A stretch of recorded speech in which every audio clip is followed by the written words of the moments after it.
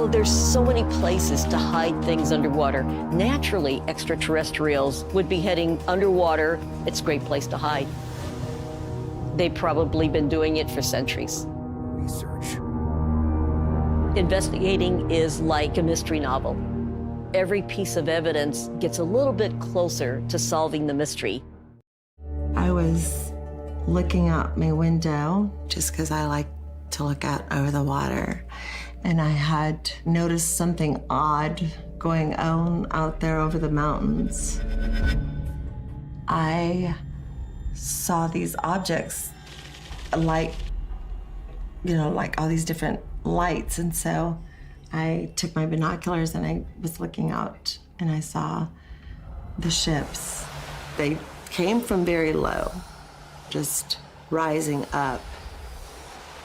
It just seems like thousands and thousands of those ships out there. Coming up, up, up, up, up, up, up, up, up, up, up, up. And then when they got up into the skyline where you couldn't see anymore, it would just like, psh, so fast and just disappear.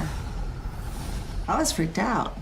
I was just like, what is that? What's going on? So, really strange. Had never seen anything like it. Nothing that our military has. I didn't attribute it to anything man-made.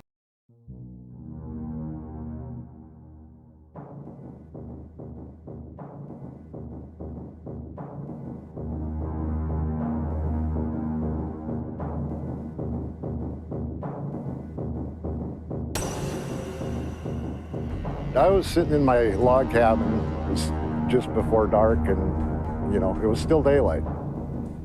And I heard this military helicopter, so I went out with my binoculars in my hand to investigate what was going on out there.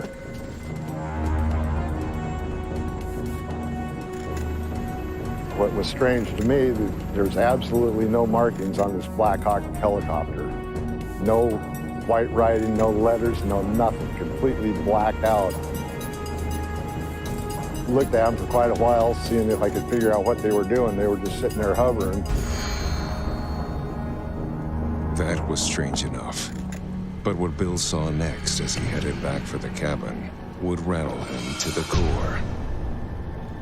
It was like a starship. The thing was huge. Probably 1,500 to 2,000 feet long, probably 400 or 500, 600 feet across, probably 300, 350 feet in air. It was big, it was beautiful, it was kind of a gray silver color.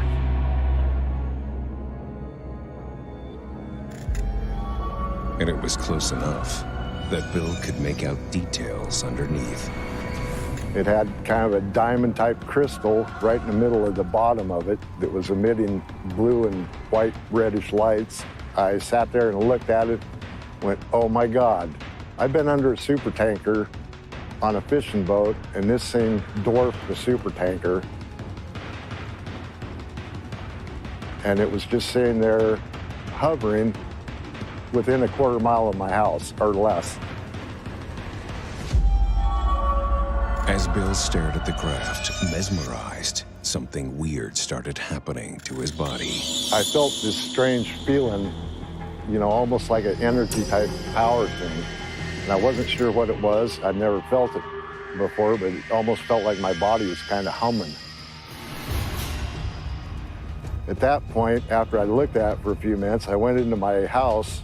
I called my neighbors up and asked them, hey, would you do me a favor? Tell me I'm not crazy and look over the top of my house and tell me if you see what I think I'm seeing.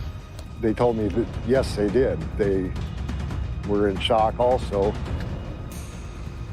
And then I hung up with them, went out, set my chair in the yard, and sat there and watched it for hours.